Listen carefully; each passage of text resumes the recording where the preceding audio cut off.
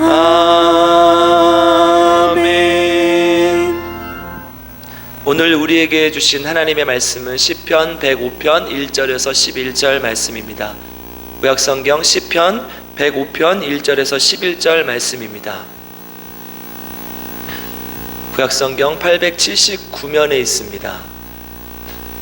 제가 하나님의 말씀을 봉독하겠습니다. 하나님의 말씀을 경청하십시오. 여호와께 감사하고 그의 이름을 불러 아뢰며 그가 하는 일을 만민 중에 알게 할지어다. 그에게 노래하며 그를 찬양하며 그의 모든 기이한 일들을 말할지어다. 그의 거룩한 이름을 자랑하라. 여호와를 구하는 자들은 마음이 즐거울지로다. 여호와와 그의 능력을 구할지어다. 그의 얼굴을 항상 구할지어다. 그의 종 아브라함의 후손 곧 택하신 야곱의 자손 너희는 그가 행하신 기적과 그의 이적과 그의 입의 판단을 기억할지어다. 그는 여호와 우리 하나님이시라.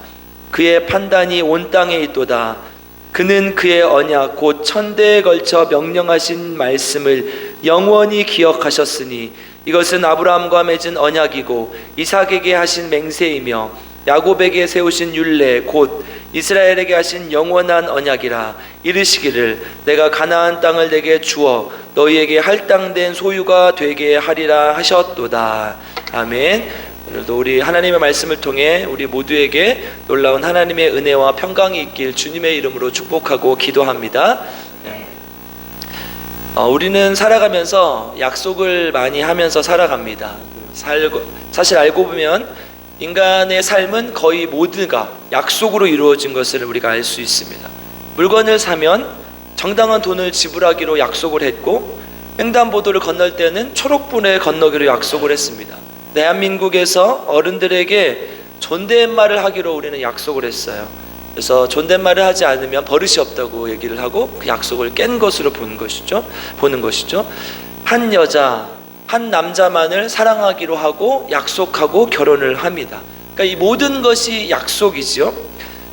계몽주의 시대의 철학자 존 로크라는 사람이 있었어요. 그 사람은 사회계약서를 이야기합니다. 그 사회계약서라는 것은 국가는 약속한 사람들의 집합체라는 거예요. 그러니까 국가가 뭘로 이루어졌다는 거예요? 약속으로 이루어졌다는 것이죠.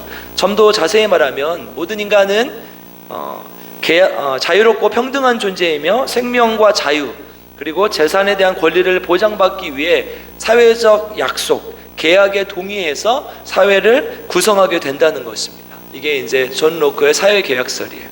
성경도 그렇습니다. 구약과 신약, 이 이름 자체가 약속이라는 의미죠. Old Testament, New Testament 이렇게 해서 하나님께서 우리에게 주신 오래된 언약 그리고 새로운 언약이라는 의미를 가지고 있습니다. 우리가 약속에 대해서 알아야 되는 이유, 약속에 대해서 깊이 생각해 보아야 되는 것은 성경이 다 약속으로 이루어졌기 때문입니다. 약속은 사전적으로는 장래일을 상대방과 미리 정해서 어기지 않을 것을 다짐하는 것이라고 되어 있습니다. 근데 이제 우리가 여기 이 말 가운데 몇 가지 리스크가 존재합니다. 첫 번째는 아직 일어나지 않은 일이라는 거예요. 일어나지 않았으니까 어떻게 될지 모르는 것이죠. 두 번째는 그 대상이, 약속을 한 대상이 믿을 만한 사람인가 아닌가, 이것이 이제 리스크가 되는 것이죠. 그래서 우리는 이 리스크를 줄이기 위해서 서면으로 약속을 해요. 그것을 우리가 계약서라고 하죠. 그래서 도장을 찍고 혹은 사인을 하고 이렇게 글씨를 써서 이 내용에 대해서 내가 반드시 보증한다, 이렇게 서면으로 약속을 합니다. 이렇게 중요하게 약속들을 해나가는 것이죠. 세상에서 가장 중요한 약속 중에 하나가 뭘까요? 여러 가지가 있을 수 있겠죠. 돈에 관한 것도 있을 수 있고 사람에 관한 것도 있을 수 있고 많이 있지만, 우리가 인생에 가장 영향을 많이 미치는 약속 중에 하나가 결혼이라는 것이죠. 결혼. 그러니까 결혼은 근데 결혼은 계약서를 쓰지 않아요. 다만 법적으로 인정을 받기 위해서 혼인신고라는 것을 하는 것이죠. 결혼이 이렇게 중요한 약속인데, 우리 인생에서 가장 중요한 약속인데 왜 약속에 조건을 걸거나 계약서를 쓰지 않는 것일까? 그것은 결혼은 단순한 계약이 아니라 언약이기 때문이라는 거죠. 성혼, 선언, 우리가 이런 것을 통해서 서로 약속을 하죠. 나중에 설명을 드리겠지만 이 언약 안에는 방금 말씀드렸던 약속의 리스크를 상쇄시켜버리는 무엇인가가 있습니다. 어쨌든 약속, 계약, 언약, 이런 개념들이 지금 우리의 삶과 신앙생활 가운데 혼재되어 있는데, 오늘 성경을 통해서, 말씀을 통해서 이것을 구분해보고 우리에게 중요한 것이 무엇인지를 한번 살펴보도록 하겠습니다. 왜냐하면 방금 앞에서 말씀드렸듯이 약속에 대한 정확한 이해가 우리를 바른 신앙으로 이끌어 줄 것이기 때문입니다. 오늘 본문의 배경을 먼저 말씀드리겠습니다. 오늘 본문은 시편을 우리가 본문으로 선택을 했는데요, 시편은 어떤 상황에서 쓰여진 시인가가 중요하죠. 여러분, 내가 어려운 상황에서 쓰여졌는가, 아니면 기쁜 상황에서 쓰여졌는가, 아니면 나라를 잃은 상황에서 쓰여졌는가, 아니면 내가 이혼을 한 상황에서 쓰여졌는가, 이런 상황은, 배경은 우리에게 더 큰 은혜를 줄 수 있는 것이죠. 사실 모든 글들이 그래요. 내가 어떤 글을 쓸 때, 또 글을 읽을 때 이 배경을 알고 읽으면 더 큰 은혜가 되는 경우가 있죠. 시편의 기사들이 우리 마음에 와닿는 것은 그들의 시인의 처한 상황이 때로는 우리의 상황과 어려움과 오버랩되기 때문입니다. 그럼에도 불구하고 그들은 하나님을 찬양하고 또한 그들의 찬양을 보면서 우리는 위로를 얻고 결단할 수 있는 힘을 얻기도 하는 것이죠. 그래서 배경이 중요한 것입니다. 오늘 본문 시편 105편은 보통 우리가 포로 후기의 시편으로 봅니다. 바벨론으로 포로로 잡혀갔다가 유다 백성들이 예루살렘에 귀환한 이후에 쓰여졌던 거나 편집된 것으로 보는 것이죠. 그래서 포로 전기에, 그러니까 바벨론 포로로 잡혀가기 전과 바벨론 포로 후에 쓰여진 이 글들은 좀 차이를 보이는데요, 바로 포로 전기에 쓰여진 글들은 대부분 신명기 사관에 의해서 쓰여집니다. 그리고 포로 후기의 글들은 역대기 사관에 의해서 쓰여집니다. 제가 이제 설교를 하면서 여러 번 설명을 드린 적이 있기 때문에 아주 간단하게 말씀드리면, 포로 전 이 사관은 신명기 사관인데, 간단하게 이야기하면 순종하면 축복을 받고 불순종하면 심판을 받는다. 선지자들이 하나님의 말씀을 전하기 위해서 이스라엘이 멸망당하기 전에 와서 외쳤죠. 빨리 회개하고 돌아오라. 이브리어 원어로 하면 슈브 이스라엘, 빨리 하나님 앞으로 돌아와라. 이렇게 살면 안 된다. 하나님의 심판을 받을 것이다. 이렇게 얘기를 하는 것이죠. 결국은 하나님의 이 말씀에 순종하지 못하고 북이스라엘은 BC 722년에 아수르에 의해서 멸망당하고, 남유다는 BC 586년에 바벨론에 의해서 멸망을 당하게 되는 것이죠. 그런데 이제 유다가 멸망당했을 때는 너무 심각하게 멸망을 당하죠. 상전이 파괴되고 예루살렘 성벽이 완전히 회파되고 왕과 백성들이 포로로 잡혀가게 되죠. 하지만 그 바벨론도 오래 가지는 못합니다. 70년 정도를 지내고 우리가 이제 세계사에서 페르시아로 기록하고 있는데요, 페르시아에 의해서 멸망당하고 포로들을 각 나라로 귀환시켜 줍니다. 이스라엘도 3차에 걸쳐서 귀환을 하게 되는데, 스룹바벨, 에스라, 느헤미야 이런 사람들에 의해서 포로의 귀환이 이루어지게 되죠. 그 포로 후에 그들이 돌아와서 예루살렘을 봤는데 어떻게 돼 있어요? 폐허가 돼 있는 거예요. 그동안 70년이 지났지만 누군가 나타나서 그것을 복구하거나 하지 못했기 때문에 완전히 폐허가 되어 있는 것이죠. 포로로 돌아오긴 했지만 그 찬란했던 성전, 그리고 요새였던 예루살렘 성이 황폐해지는 것을 보고 그들은 어떤 생각을 했을까요? 지금 그들에게 필요한 것은 무엇일까요? 그런 사람들에게 필요한 말은, 너희들 잘못했으니까 회개해, 너희들의 잘못으로 이렇게 된 거야, 이런 말은 이미 의미가 없어요. 왜냐하면 이미 나라를 잃었고 모든 것이 다 파괴되었고 포로로 잡혀갔고 그리고 돌아왔잖아요. 그럼 이 상황에서 그들에게 필요한 것은 가슴을 후벼파는 말이 아니라 위로와 희망의 메시지라는 거예요. 그럼에도 불구하고 하나님은 여전히 우리를 지키시고 보호하신다. 이런 위로와 희망의 관점을 역대기 사관이라고 합니다. 역대기 역사서들은 역대기 사관에 의해서 쓰여졌는데요, 역대기 상하, 에스라, 느헤미야, 에스더, 이런 본문들을 우리가 역대기 역사서에 쓰여진 역대기 역사서라고 부릅니다. 핵심은 무엇이냐? 이 역대기 역사서의 핵심은 무엇이냐? 하나님의 언약은 여전히 유효하다.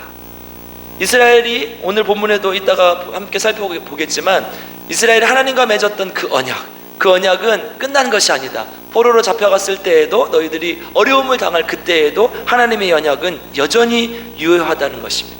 오늘 시편 본문은 이러한 상황, 즉 포로 후기에 포로로 잡혀갔던 이스라엘 백성들이 돌아와서 황폐해진 예루살렘과 황폐해진 이스라엘 보는 그 상황 속에서 하나님이 이스라엘에게 주는 권면의 말씀, 위로와 희망의 메시지입니다. 그래서 시편 105편 1절에서 15절까지의 말씀은 포로 후기에 쓰여진 역대상 16장 8절에서 21절의 말씀과 거의 일치합니다. 그러니까 그때 쓰여진 그 어조로 그 사관을 통해서 지금 이스라엘 백성들에게 하나님의 위로와 희망을 주고 있는 것이죠. 가장 암울한 시기를 겪고 망연자실에 있을 이스라엘 백성들을 위로하고 희망을 찾는 방법을 제시합니다. 그것이 바로 언약이란 언약. 지금 이 암울한 상황 속에서도 하나님과 아브라함, 이스라엘이 맺은 언약은 유효하다. 이것이 역대기의 역사서의 주제이며 오늘 본문의 핵심입니다. 하나님의 그 언약을 기억하라는 것이죠. 한국교회 이 시대의 모습도 비슷할지도 모릅니다. 본질을 잃어버린 교회의 모습, 계속 터져나오는 교회의 문제들, 목회자의 성적 타락, 또 도덕적 타락, 성도들의 기복적인 신앙, 이런 것들을 보면 교회가 내리막길을 걷고 있는 것은 아닌가, 실제로 그렇게 되고 있기도 하지요. 그리고 코로나로 인해서 예배를 아예 못 드리던 시기도 있었고 우리 교회는 드렸지만, 그리고 그 이후로도 성도들의 70% 정도밖에 회복이 안 됐어요. 그러니까 젊은 세대들이, 특히 젊은 세대들이 교회에 나오지 않고 있다는 통계가 너무 많습니다. 그러니까 지금 교회는 이렇게 암울한 상황 속에서 상황 속으로 치닫고 있고, 또 한국 사회도 마찬가지죠. 계속해서 어려워지고 빈부의 격차는 심해지고, 잘 사는 사람들은 계속 잘 살고, 또 그것에 대해서 불만을 품는 사람들이 사회에 어떤 강력범죄들을 일으키고, 이런 것들이 계속 반복되고 있지 않습니까? 이런 상황 속에서 희망을 품고 회복을 노래할 수 있는가, 우리에게 주시는 메시지라는 것입니다. 그렇다면 오늘 본문이 우리 희망이 필요한 사람들에게 주는 하나님의 메시지는 무엇인가? 첫 번째는 기억하라는 거예요. 우리 같이 따라해 보겠습니다. 기억하라. 네. 시편 105편 전체는 우리에게 언약의 틀 안에서 희망을 노래하고 있는데요, 뒷부분, 이제 105편의 뒷부분에서는 언약을 기억하고 성취하신 하나님을 찬양합니다. 그런 일화들을 들으면서, 그리고 오늘 본문인 앞부분에서는 우리에게 권면하는 말씀을 전합니다. 우리 이 권면하는 말씀은 모든 곳이 폐허가 되어버린 아무런 소망도 없는 암울한 상황 속에서 어떻게 해야 되는가, 어떻게 살아가야 되는가를 우리에게 말씀해주고 있는 것이죠. 결론부터 말씀드리자면 아까 말씀드렸던 기억하라는 거예요. 오늘 본문 앞부분에 등장하는 단어들을 좀 요약해보면요, 1절은 감사하라 이렇게 되어 있습니다. 2절은요 찬양하라 이렇게 되어 있어요. 3절은요 자랑하라, 하나님의 이름을 자랑하라. 4절은요 하나님의 능력을 구하라.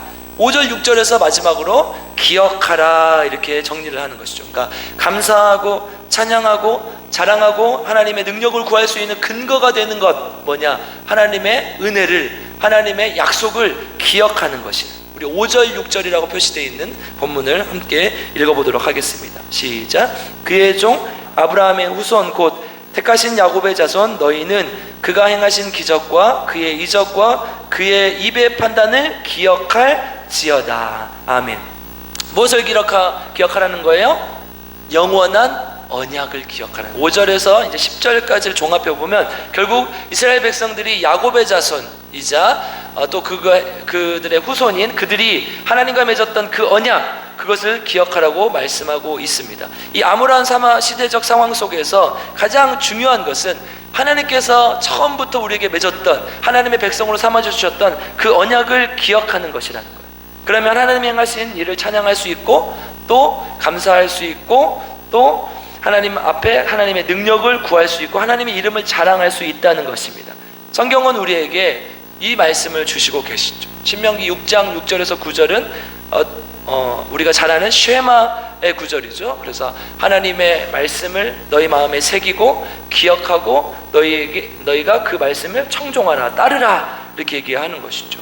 하나님의 말씀을 마음에 새기고 문에 새기고 문설주에 새기는 이유가 뭐예요? 하나님의 말씀을 기억하기 위해서. 그래서 외우고 하나님의 말씀을 후손들에게 계속 전달하라는 것이죠. 그래서요, 이 신명기의 가장 중요한 단어는요, 신명기에서 계속 반복하고 있는 가장 중요한 단어는 기억하라. 히브리어 원어로 하면 자카르. 그러니까 신명기의 신학에서 빼놓을 수 없는 것은 기억하라, 이 말씀. 하나님, 이 가나안 땅에 들어가는 이스라엘 백성들, 그동안 광야에서 고생했고 애굽의 종으로 살았던 이스라엘 백성들이 하나님께서 약속하신 그 가나안 땅에 들어가서 반드시 잊지 말고 살아야 될 것은 하나님이 우리를 하나님의 백성 삼아주시고 광야에서 살게 하셨고 광야에서 지켜주셨고 가나안 땅까지 인도하신 분이라는 것을 절대로 잊지 말라는 것을 말씀해주고 있다는 것이죠. 그러니까 이 한마디 권면을 하기 위해서 신명기는 기록된 것입니다. 하나님의 말씀을, 하나님의 언약을 기억하라.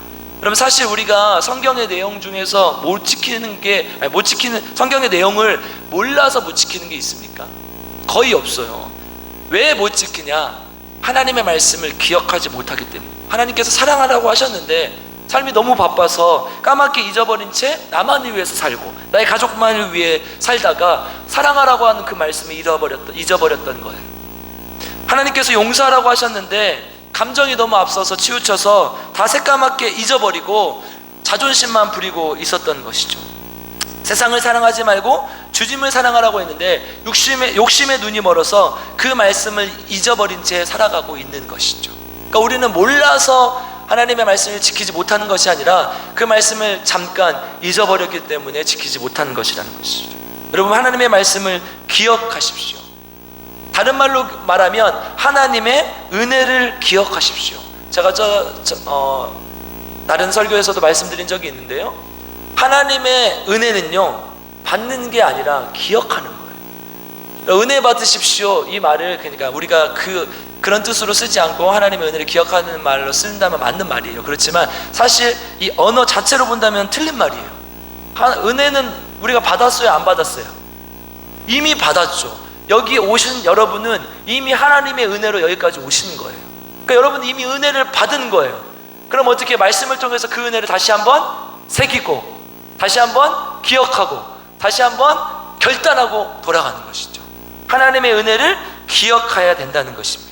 그래서 하나님께서 우리에게 계속해서 예수님도 오병이어 사건 이후에 너희는 은혜를 왜 기억하지 못하느냐 이렇게 제자들을 책망하셨어요. 마찬가지로 하나님이 이스라엘 백성들에게 광야에서 만나를 통해서 또 광야의 수많은 기적을 통해서 하나님의 은혜를 경험하게 하셨는데 왜 불평하고 왜 감사하지 못하느냐, 왜 기억하지 못하느냐. 너희들이 체험했던 메추라기, 만나, 구름기둥과 불기둥 그 경험했던 것을 기억해봐라, 이 말씀을 하는 것이죠. 오늘 시편의 본문도 마찬가지입니다. 너희들이 했던, 너희 조상들에게 했던 그 모든 일들을 이미 알고 있고 너희들에게 베풀었던 은혜를 이미 알고 있지 않느냐. 그러니까 기억하라는 거예요.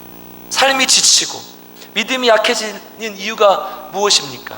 지금의 상황에 매몰되어 하나님께 받은 은혜를 잊어버리기 때문이에요. 하나님의 약속을 잊어버리기 때문이에요. 하나님께서 이스라엘과 맺은 언약과 그 언약을 성취하신 내용들이 우리 삶 속에 가득한데, 그리고 오늘 본문 이후에 9절부터 45절까지 빽빽하고 기록해 둡니다. 너희들에게 이스라엘 백성들에게 하나님의 베풀어 주셨던 그 조상들에게 베풀어 주셨던 수많은 은혜들을 빽빽하게 기록하고 있어요. 그리고 성경의 수많은 구절을 통해서 하나님의 하신 일들을 계속 기록하고 있는데 우리는 그것을 경험하고도 읽고도 듣고도 마음에 새기고 결단하고도 계속해서 잊어버리고 살고 있다는 거예요. 그렇다면 이 언약의 주된 내용이 뭐예요? 그걸 알아야 될 거 아니에요. 우리 7절을 한번 읽어보겠습니다. 오늘 본문의 7절을 한 목소리를 읽겠습니다. 시작. 그는 여호와 우리 하나님이시라, 그의 판단이 온 땅에 있도다. 아멘. 한마디로 말하면 뭐예요? 하나님이 우리의 하나님이 되신다. 이 얘기를 좀 더 자세히 풀어보면요, 레위기 26장 12절에 이렇게 기록되어 있습니다.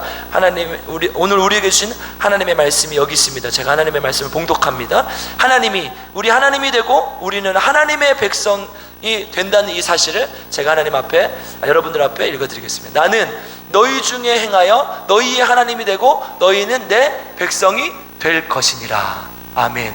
여러분, 하나님의 언약의 핵심이 이거예요. 아브라함을 불러서 갈대아 우르를 떠나서 가나안 땅으로 인도한 이유가 뭐예요? 내가 너의 하나님이 되겠다. 더 이상 우상을 섬기고 살지 말라. 그리고 너는 나의 백성으로서 하나님의 복을 누리며 사는 하나님의 백성이 되어라. 이것 아닙니까? 하나님의 언약은, 하나님의 약속은 이것이 핵심입니다. 하나님이 우리의 하나님이라는 사실을 경험하셨습니까, 여러분? 경험을 한 번도 못 하신 것 같아요. 경험하셨습니까? 믿으십니까?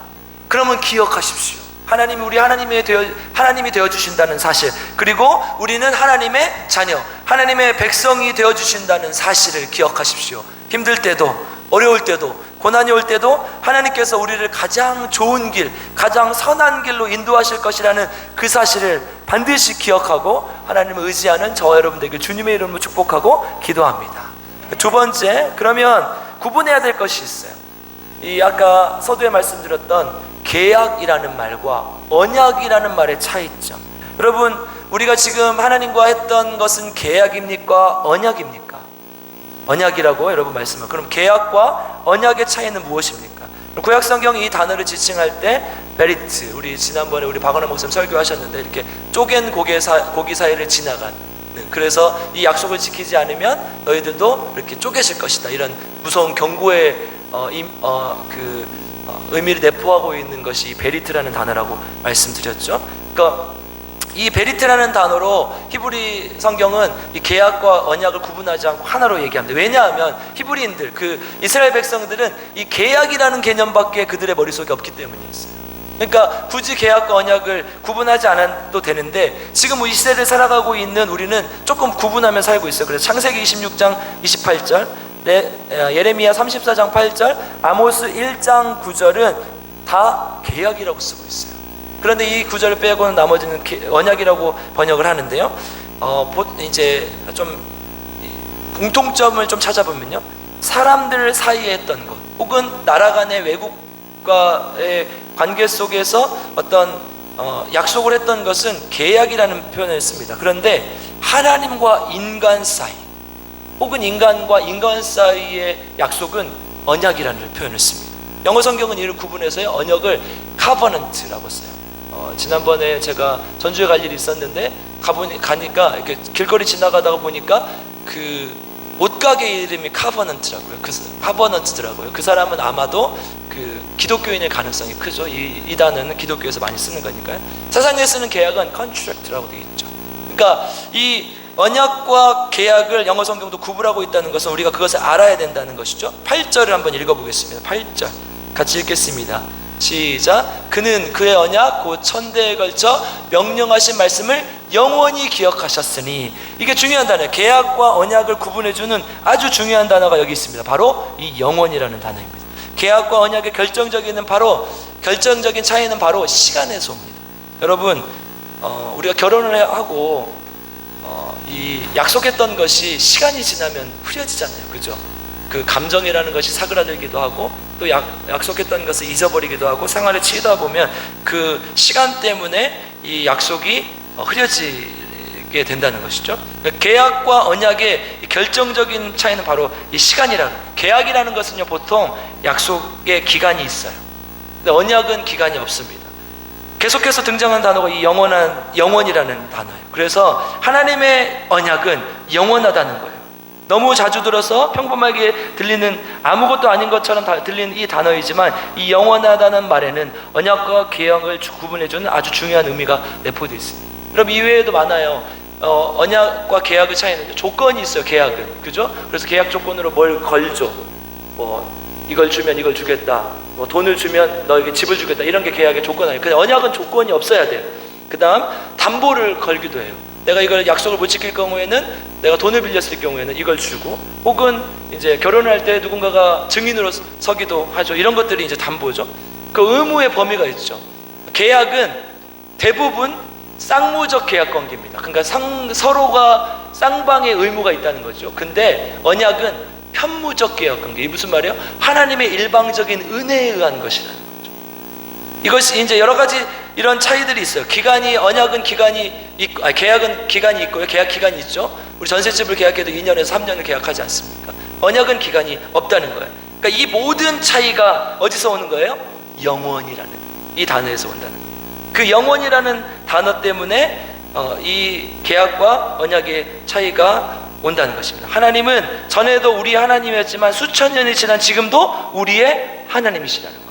이스라엘이 원망을 할 때도, 우리가 하나님을 배반할 때도 하나님은 영원히 우리의 하나님이 되어주신다는 것.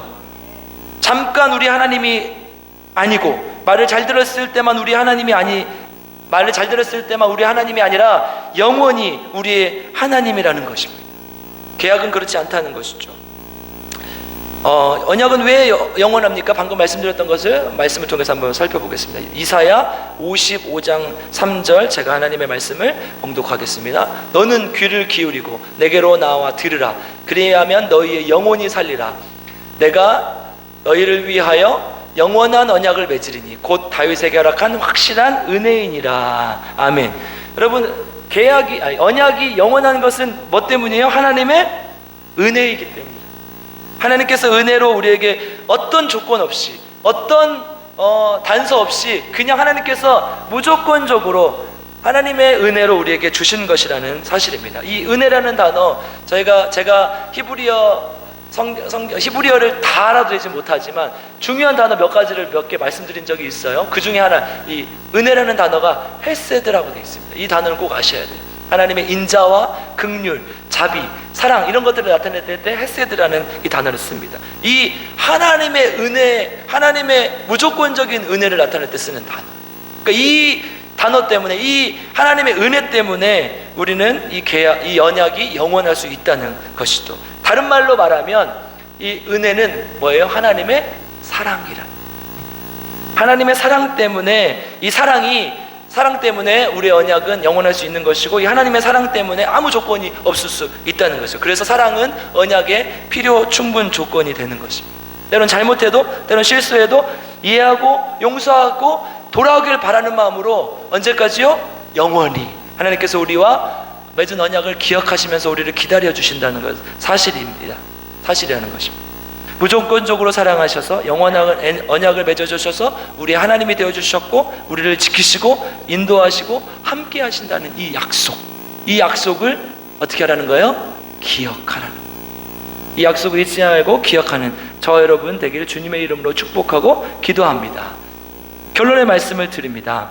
그래서 5절 6절을 다시 한번 읽어보겠습니다. 우리 한 목소리로 같이 읽어보겠습니다. 시작. 그의 종 아브라함의 후손 곧 택하신 야곱의 자손, 너희는 그가 행하신 기적과 그의 이적과 그의 입의 판단을 기억할지어다. 아멘. 뭐라고 했습니까? 그의 종 아브라함의 후손 곧 택하신 야곱의 자손. 중요한 게 택하신이라는 이 단어죠. 여러분, 하나님께서 우리를 어떻게 했다는 거예요? 택하셨다는 거예요. 택하셔서 우리를 사랑하시고 우리를 인도하시고 우리를 계속해서 지켜주시고 보호하여 주신다는 그 사실이에요. 8절에서 그래서 이렇게 말씀하십니다. 그는 그의 언약 곧 천대에 걸쳐 명령하신 말씀을 영원히 기억하셨으니. 하나님께서 약속하고 있죠. 그 하나님께서 우리를 택하셔서 했던 그 약속을 영원히 기억하고 계신다. 그래서 하나님은 지금 우리에게 그 약속을 너희도 기억하라 이렇게 말씀하고 있는 것입니다. 그렇게 하나님은 우리를 택하신 민족에서 하나님의 선택한 민족에서 거룩한 민족으로 부르고 계신다는 거예요. 하나님이 우리를 택하셨는데 거기에서 머물지 말고 하나님의 거룩한 백성으로 살아라. 어떻게 해요? 그것을 기억하면서. 그래서 여러분, 아브라함과 사라는 어떤 부부였습니까? 불임 부부였죠. 그 데라의 아들, 세 아들 아브라함과 나홀과 하란이 있었는데 그들만 불임 부부였는데도 불구하고 아브라함을 선택하셔요. 그래서 하나님이 부르셔서 그 불임 부부를 굳이 선택하셔서 하나님의 자녀 삼아주시고 하나님의 백성 삼아주셔서 하나님의 백성으로 살도록 하셨다는 거. 이게 뭐예요? 은혜라는 거예요. 이게 위로가 되는 이유는 뭡니까? 우리도 그런 사람들이잖아요. 우리가 얼마나 뛰어나고 얼마나 소중한 존재입니까? 그렇지 않아요. 모두 하나님의 백성 다 똑같은 존재이죠. 때로는 우리가 능력이 부족하다고 생각할 때도 있고 또 여러 가지 연약함이 있을 수 있습니다. 그런데 하나님께서 우리를 어떻게 하셨다나요? 부르셔서 하나님의 백성으로 살게 하셨다는 것. 전적인 은혜로 우리를 택하셔서 그것을 기억하면서 살게 하는 하나님의 백성으로 우리를 삼아주셨다는 거예요. 그래서 하나님은 지금 우리를 초대하고 있는 겁니다. 너희들을 택했는데, 너희들은 선민인데 어떻게 살아라? 하나님의 거룩한 성민으로 살아라. 선민이 아닌 성민으로 살아라는 거예요.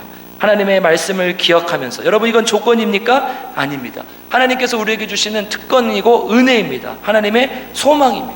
그러니까 뭐예요? 제가 자주 예로 들지만 여러분, 박수랑 같은 거예요. 하나님께서 우리를 부르셔서 하나님의 백성으로 살도록 하는 것은 내가 하나님의 백성으로 살아야만 하나님의 은혜를 받고 살아가는 것이 아니라 우리에게 은혜를 베풀어 주시는데 반응만 하면 된다는 거예요. 선물을 받는 것과 똑같죠. 여러분, 선물을 주면 안 받으면 의미가 있어요? 없어요? 없죠. 그걸 받아야죠. 이게 하나님의 은혜의 개념이라는 거예요. 여러분, 이거 조건입니까? 아닙니까? 아니죠. 선물을 받는 게 어떻게 조건입니까? 받기만 하면 되는데, 하나님의 은혜를 받는다는 것은 하나님의 백성으로 살기만 하면 되는데, 이게 조건이 아니라는 거죠. 하나님의 은혜로 하나님의 백성으로 살 수 있는 특권을 주셨고, 하나님의 백성으로 살게 하시는 우리의 하나님의 능력이라는 것입니다. 그래서 하나님 오늘 본문을 통해서 우리에게 어떻게 살라고 말씀하십니까? 감사하고 찬양하고 하나님의 이름을 자랑하고 하나님의 능력을 구하고, 그래서 결론적으로 기억하며 살라는 것이죠. 하나님의 부르심을 받고 언약을 맺은 다음에 이스라엘 백성들이 꼭 한 일이 무엇입니까? 제단을 쌓고 제사를 지내는 것이었어요. 다시 말하면 하나님과 언약을 하고 어떻게 해요? 하나님께 예배를 드렸어요. 그러니까 하나님과 언약을 맺은 백성은 하나님의 그 부르심에 응답으로 뭘 했어요? 예배를 드렸다는 거예요. 하나님의 거룩한 백성은 하나님의 말씀을 기억하면서 어떤 백성으로 살아야 되는 거예요? 예배자의 모습으로 살아가야 돼요. 하나님의 부르심에 대한 응답이 바로 이 예배입니다. 그래서 여러분, 저는 여러분들이 우리 모두가 이 예배를 생명처럼 여겼으면 좋겠습니다. 여러분, 주일날 예배 한번 빠지면 지옥 가요? 천당 가요? 천국 가요? 지옥 가요? 그런 말씀은 성경에 어디에도 없어요. 근데 왜 빠지지 말라고 하는 거예요? 그 한 번을 빠지기 시작하면 계속해서 타협하기 때문이에요. 하나님보다 더 중요한 것이 생겼다는 증거이고요, 하나님보다 더 중요한 것을 계속 따라갈 수밖에 없다는 거예요. 마치 시소가 조금이라도 기울어져 있으면 계속 이쪽으로 기우는 것과 똑같은 이지. 여러분, 시소는 조금만 기울어져 있어도 계속 기울게 돼 있습니다. 그래서 51%의 믿음을 하나님은 요구하시는 거예요. 조금이라도 하나님께 가까이 와라. 그래야 계속 하나님께 기울일 수 있다. 그런데 우리는 계속 어떤 믿음을 가지고 있어요? 49%의 믿음을 가지고 있어요. 그러니까 계속 세상으로 기울이는 거예요.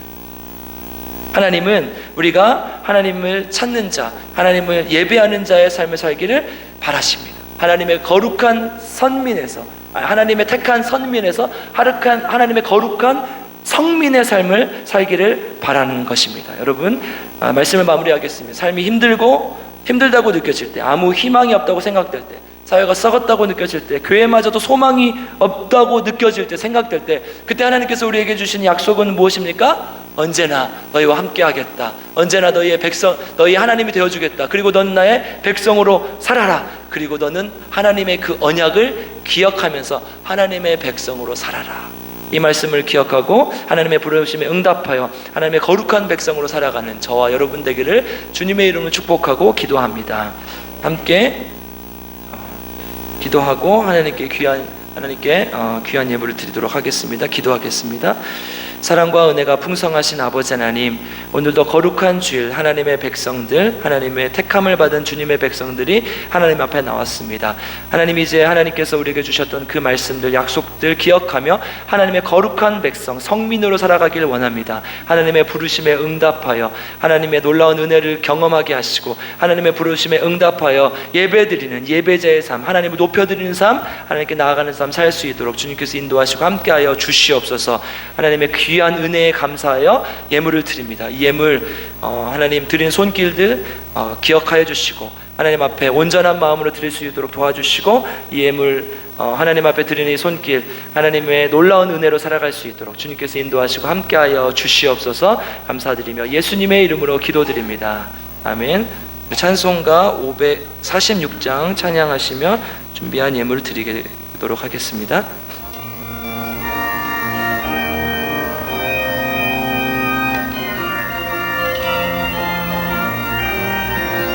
주님 약속하신 말씀 위에서 영원토록 주를 찬송하리라.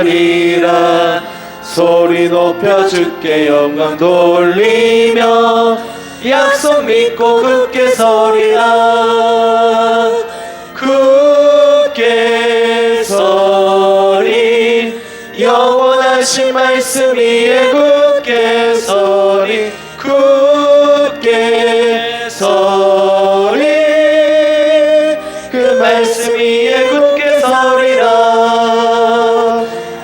주님 약속하신 말씀 위에서 세상 염려 내게 없음할 때에 용감하게 힘써 싸워 이기며 약속 믿고 굳게 서리라. 굳게 서리 영원하신 말씀 위에 굳게 서리. 굳게 서리 그 말씀 위에 굳게 서리라. 주님 약속하신 말씀 위에서 영원하신 주의 사랑이 믿고 성령으로 힘써 싸워 이기며 약속 믿고 굳게 서리라. 굳게 서리 영원하신 말씀 위에 굳게 서리. 굳게 서리 그 말씀 위에 굳게 서리라. 주님 약속하신 말씀 위에서 성령 인도하는 대로 행하며 주님 품에 항상 안식 얻으며 약속 믿고 굳게 서리라. 굳게 서리 영원하신 말씀 위에 굳게 서리. 굳게 서리 그 말씀이 4절 하시겠습니다. 주님 약속하신 말씀 위에서 성령 인도하는 대로 행하며 주님 품에 항상 안식 얻으며 약속 믿고 굳게 서리라. 굳게 서리 영원하신 말씀 위에 굳게 서리. 굳게 서리 그 말씀 위에 굳게 서리라. 아멘. 하나님께 귀한 예물 드리신 분들 감사헌금 11조 또 주정헌금 선교헌금 하나님 앞께서 귀하게 받아주시고 하나님의 놀라운 은혜를 이 땅 가운데 나타내시고 또 하나님의 나라를 확장하실 줄 믿습니다. 광고하겠습니다. 점심 식사 후에 12시 45분부터 레마간의 성경 공부가 있고요. 그 다음에 그 주차장이 있는데 우리 주차장 안에 보면 차고가 하나 있어요. 그것을 좀 뜯어야 될 일이 있어서 우리 차고를 철거하니 오늘 오후에 시간이 되시는 분들 오셔서 협조해 주시기를 부탁드리겠습니다. 아직 논의는 되지 않았지만 나중에 이제 저기도 철거를 해야 되거든요. 저기 지금 원래 카페 자리였던 것들을 혹시나 오늘 참석하지 못하시는 분들은 또 시간 꼭 빼주셨다가 그때도 참석하셔서 함께 해주시기를 부탁드리겠습니다. 아직 언제가 될지 모르지만 미리 말씀드리는 거예요. 그 다음에 우리 1년에 한 번씩 하기로 했던 부흥사경회 10월 11일, 12일, 13일 금, 토, 일 이렇게 하려고 해요. 그러니까 여러분들의 시간을 고려해서 직장과 모든 것을, 그러니까 밤에 일하시는 분들 빼놓고 전부 다 걸리지 않겠습니다. 그래서 금요일 저녁 7시부터 집회가 시작합니다. 7시부터 찬양이 시작되니까 꼭 7시부터 오셔야 되고요. 그 다음에 12일 토요일 새벽, 그리고 12일 토요일 저녁, 그리고 주일 새벽, 주일 오전 이 시간, 그 다음에 주일 오후 예배까지 6번에 걸쳐서 집회를 합니다. 그러니까 여러분들이 원래 하시던 시간 3번에 3번만 더 하시면 되는 거예요. 어려워요? 쉬워요? 쉬워요. 하나님의 복음은 어려운 게 하나도 없습니다. 그런데 여러분들이 안 오겠다고 마음 먹으면 어려워져요. 오겠다고 마음 먹어주면 그때부터는 쉬워져요. 아멘. 네, 모두 오셔서 하나님의 은혜를 함께 나누시길 부탁드리고요. 특별히 이제 찬양인도도 하시는 분들을 좀 부담을 줄여드리고 제가 찬양인도 할 거고, 그다음에 이번에는 또 3040 이제 지체들을 좀 함께 하려고 하고, 다음에 또 5060도 함께 하고 그러면 좋을 것 같아요. 그래서 함께 모두가 만들어가는 교회가 되기를 주님의 이름으로 축복하고 기도합니다. 그 다음에 이번 주 수요일 10월 9일 광주에서 정봉섭 장로님의 장녀 우리 정소연 집사님, 그리고 정봉석 장로님 신길자 집사님의 장녀 정소연 집사님, 그리고 이용연 형제 결혼식이 있습니다. 많이들 가셔서 축복해 주시고요. 교회에서는 10시 40분에 출발합니다. 또 막 나는 너무 힘들어서 못 가는데 막 이런 분들은 또 너무 부담 갖지 마세요. 또 이렇게 그러지 않으셔도 되니까 너무 부담 갖지 말라고 또 하셨고, 또 그러니까 또 가실 수 있는 분들 꼭 가셔서 축복해 주시고, 못 가시는 분들은 또 마음으로 또 이렇게 또 정성으로 위로해 주시기를 바라겠습니다. 축하해 주시길 바라겠습니다. 그 다음에 10월 원래 이제 중에 전체 교인 전체 그 야유회 겸 이 성지순례가 있는데요. 올해 행사들이 겹쳐가지고 할 수가 없을 것 같아요. 그래서 교구별로 나눠서 하기로 했습니다. 1교구는 대부분 7080이에요. 그래서 65세 노인 되시는 분들을 모시고 10월 16일 수요일 오전에 출발하려고 합니다. 그 시간 잘 체크하셔서 맞춰주시고, 그다음에 다른 이제 세대들 뭐 5060, 3040은 이제 식사를 하시든지, 또 다음 세대도 있죠. 이렇게 각 부서별로 맞춰서 하기로 했습니다. 그래서 기억하셔야 될 것은 똑같이 진행이 되는 거예요. 그러니까 여러분들께서 꼭 관심 가져주시고 후원도 해주시고 또 기도도 해주시길 부탁드리겠습니다. 또 어르신들 가는데 우리가 섬겨서 보내드려야 되지 않겠습니까? 어르신들 가는데 막 회비 얼마씩 내라 이렇게 할 수 없잖아요. 그러니까 여러분들께서 또 후원해 주시고 관심 가져주시면 좋겠습니다. 또 다음 세대도 가기로 했거든요. 그래서 다음 세대 여러분들 관심 가져주시고 부탁드리고요. 다음 세대 관심이 많아요, 실제 우리 교회에서. 그래서 이제 이희관 집사님께서 오늘도 밤을 이만큼 가져오시더라고요. 저는 밤이 이렇게 많은 거 처음 봤어요. 1시간 넘게 혼자 주시셨다고 하더라고요. 그래서 아이들을 위해서 꼭 아이들 막 맨날 과자 먹고 음료수 먹고 그건 안 좋잖아요. 근데 이런 건 생이잖아요. 그래서 이런 거 삶아주면 얼마나 좋겠습니까? 그쵸? 여러분? 안 좋아하나 봐요. 그런 걸 먹어야 건강해지나요? 머리도 좋아지고. 그래서 여러분들에게 우리 교인들이 정말 관심을 많이 가지고 있다는 것을 알아주시고, 그래서 열심히 공부도 하시고 열심히 하나님을 믿으면서 신앙생활 하기를 주님의 이름으로 축복하고 기도합니다. 우리 함께 다음 세대를 위해서 먼저 기도하겠습니다. 손을 드셔서 뻗어 주십시오. 그리고 다음 세대는 자기 가슴에 손을 얹으십시오. 이 아이들 중에 우리 원로 목사님 지난주에도 말씀하셨지만 선교사도 나오고 목사도 나오고 또 다음 세대 교회를 이어가는 많은 일꾼들이 나와야 됩니다. 그리고 이 아이들이 사회에 나가서 정말 그리스도인으로서 바르게 살아야 됩니다. 우리 교회는 이 아이들에게 소망이 있는 줄 믿습니다. 함께 기도하겠습니다. 하나님 감사합니다. 사랑하는 우리 다음 세대 향해서 손을 들었습니다. 하나님, 주님의 오른손을 뻗어주셔서 이들에게 귀하게 축복하여 주시고 함께하여 주셔서 이들이 정말 하나님의 믿음으로 자랄 수 있는 아이들 될 수 있도록 도와주시옵소서. 하나님, 이 세대, 이 악한 세대를 이길 수 있게 하시고 더 지혜롭게 하시고 더 건강하게 하시고 머리가 되게 하시고 꼬리가 되지 않게 하나님께서 인도하시고 세상을 이끌어가는 아이들 될 수 있도록 주님께서 인도하시고 함께하여 주시옵소서. 지혜롭게 하시고 능력 있게 하시고 성령 충만하게 하셔서 하나님께서 귀하게 사용하는 아이들 될 수 있도록 주님께서 인도하시고 함께하여 주시옵소서. 이 아이들이 잘 자라서 교회 허리가 되게 하시고 교회 기둥이 되게 하여 주시옵소서. 감사드리며 예수님의 이름으로 기도드립니다. 아멘.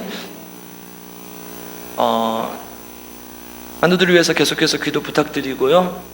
또 나머지 광고들은 주보를 참조해 주시길 바랍니다. 우리 오늘 하나님께서 주신 말씀을 기억하면서 찬양하고 예배를 마치겠는데요. 하나님 안에서 우리가 살아갈 수 있게, 또 그 안에서 삶 속에서 하나님을 기억하며 살 수 있게 오늘 말씀을 기억하면서 찬양하도록 할 텐데, 서로 먼저 인사 한번 해보겠습니다. 옆 사람 보고 하나님의 언약을, 하나님의 말씀을 기억하는 한 주가 되길 바랍니다.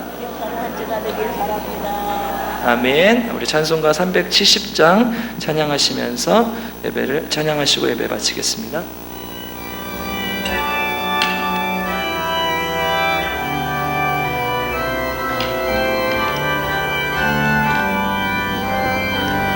주 안에 있는 나에게 땀그심이 있으랴 십자가 밑에 나아가 헤짐을 풀어내 주님을 찬송하면서 할렐루야 할렐루야 내 앞길 멀고 험해도 나 주님만 따라가리 그 두려움이 변하여 내 기도 되었고 첫날의 한숨 변하여 내 노래 되었네 주님을 찬송하면서 할렐루야 할렐루야 내 앞길 멀고 험해도 나 주님만 따라가리 내 주는 자비하셔서 늘 함께 계시고 내 궁핍함을 아시고 늘 채워주시네 주님을 찬송하면서 할렐루야 할렐루야 내 앞길 멀고 험해도 나 주님만 따라가리 내 주와 맺은 언약에 영불변하시니 그 나라 가기까지는 늘 보호하시네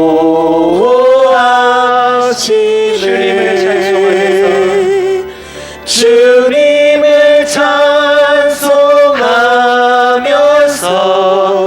할렐루야 할렐루야 내 앞길 멀고 험해도 나 주님 우리 다시 한번 주님을 찬송하면서 가슴에 손을 얹고 찬양하겠습니다.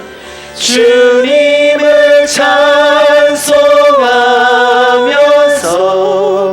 할렐루야 할렐루야 내 앞길 멀고 험해도 나 주님만 따라가리 함께 기도하겠습니다.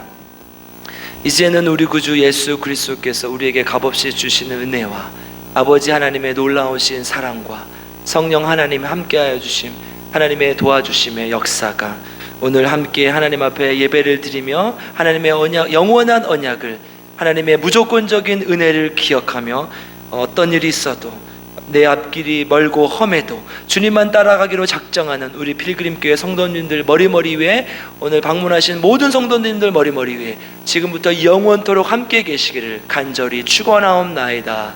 아멘.